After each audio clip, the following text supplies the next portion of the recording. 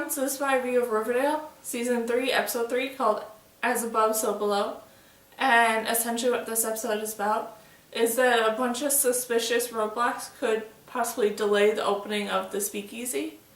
And while it's going on, Betty and Jughead continue to try and dig into this mysterious game. And Archie is forced to make a pretty difficult decision. And this was a really interesting and entertaining episode that did have a lot of really good moments to it. And with that, everything with Veronica and the speakeasy was interesting, and I also really enjoyed it for the fact that it gave like a lot of jobs and opening sort of scenes and stuff for a lot of the side characters. Because like each of them sort of got like a little job within the speakeasy. Where like Reggie is more or less kind of like the bouncer, or like a almost co-director to Veronica running the speakeasy, and then Josie is of course the singer at the speakeasy, and then like everyone else sort of has their jobs too, and I just find that really interesting, and I'm very curious to see how that's all going to play out in the future. And I think it just is a brilliant idea to help more or less to bring everyone together a lot easier, because that is definitely what this speakeasy place is going to be, is that it's going to be a place where they can get essentially like all of the players in one place at one time. And I'm very excited to see how all that's going to play out in the future, and I just really like the idea of that. Then everything with Archie was interesting, with him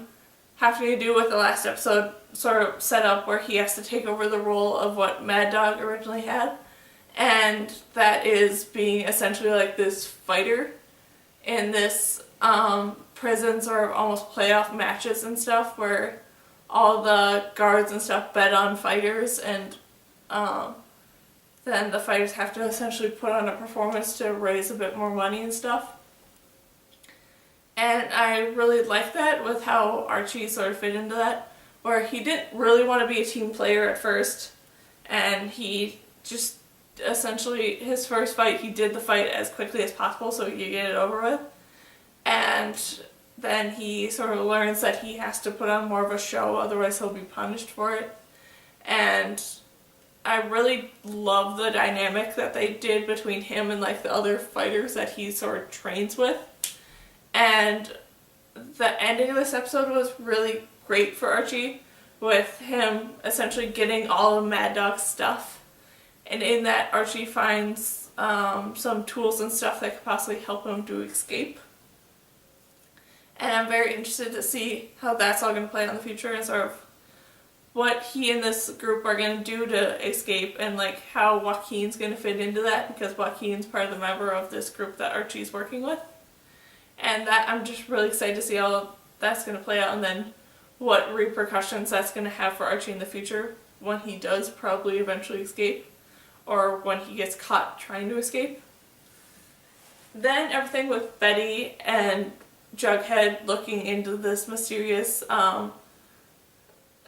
gargoyle sort of game and stuff was interesting, and I really loved it for the fact of how Ethel played into it, where Ethel is like continuing to be like blissfully unaware of what's going on, and she sort of sees it as a almost gift that people are dying and stuff, a lot like the other players that have already died saw it. And I especially loved it for the moment and scene of when Betty and Jughead go to her and ask like, hey, we want to play the game and we're willing to do everything we can to become a member of this group and stuff. And Ethel basically goes like, yeah, I'll show you, Jughead, how to do it, but Betty, you'll never be worth it. I love that scene so much because I found it so very funny, because of the fact that it continues to highlight like the somewhat of good nature that Betty has to her. Then the actual whole sort of scene with Jughead going through all the different like tactics and moves and games that he had to go through to get on Ethel's good side and get a hold of this manual and stuff was interesting, and I really loved it for the fact of how much it sort of resembled just a basic sort of like adventure game. But then the big turn at the end of the game where Jughead was given the two sort of goblets, and one had the poison and one didn't, and he had to pick which one he wanted. And then Ethel took the other one. And I really loved how all that played out, and it especially made it better for how the episode chose to end, with it being revealed that Ethel actually had a trick up her sleeve where she didn't just have one version of the manual, she had printed like several hundred and stuck them in everyone's locker, so not everyone's playing the game. And that, I'm so excited to see how all that's going to play out in the future and sort of what repercussions that's going to have for everyone. Then Betty and what she did while Jughead was playing this game was great too, with her finally starting to try and confront the farm and having to go through all this different stuff to possibly meet Ever and Ever.